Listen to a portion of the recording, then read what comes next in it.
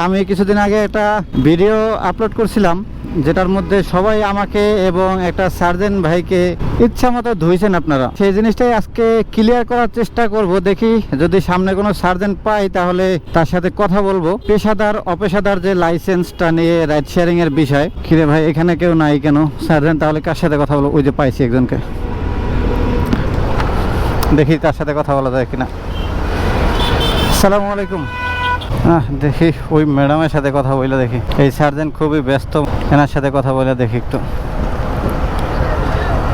আসসালামু আলাইকুম ম্যাডাম, একটু কথা বলতে যাচ্ছিলাম। ম্যাডাম আচ্ছা, আমি আসলে রাইড শেয়ারের ভিডিও করি, তো কিছুদিন আগে একটা রাইড শেয়ারিং এর ভিডিওতে আর কি বলছিল একটা সার্জেন্ট এই অপেশাদার দিয়ে রাইড শেয়ার করা যায় না। এই বিষয়টা একটু জানতে চাচ্ছিলাম। মানে রাইড শেয়ার করে না যারা, এটা কি অপেশাদার লাইসেন্স দিয়ে করা যাবে না পেশাদার লাইসেন্স লাগবে? হ্যাঁ, পেশাদার লাইসেন্স লাগবে। ঠিক আছে, থ্যাংক ইউ। জি না, আসলে ওইটা আমাকে ওই যে বেলি রোডটা ওইখানে বই এক সার্জেন্ট আমাকে ধরছিল। তো আমারটা পেশাদার লাইসেন্স অবশ্য, কিন্তু আমার পাশে আরেকজনকে ধরছে, ওনারটা অপেশাদার লাইসেন্স ছিল। তো আমি আসলে ওই ভিডিওটা ওই সময় আপলোড দিয়েছিলাম। তো পরে সবাই বলতেছে যে না, মোটরসাইকেলে তো আসলে পেশাদার লাইসেন্স হয় না।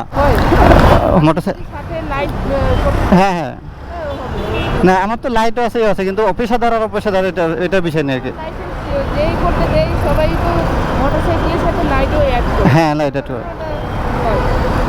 তার মানে এখন মানে রাইড শেয়ার করতে হলে পেশাদার লাইসেন্সটা লাগবে। ঠিক আছে ম্যাডাম, থ্যাংক ইউ। আপনারা আজকে এই ভিডিওর মাধ্যমে হয়তো ক্লিয়ার হবেন। তারপরেও কিছু মানুষেরই থাকবে যে পেশাদার লাইসেন্স লাগে না মোটরসাইকেলের রাইড শেয়ারে, কিন্তু এখন ওনারা বলতেছে যে পেশাদার লাইসেন্স লাগবে যদি আপনি রাইড শেয়ার করেন। তাহলে আমি আজকে এই যে এখান থেকে যাই না ক্লিয়ার হইলাম।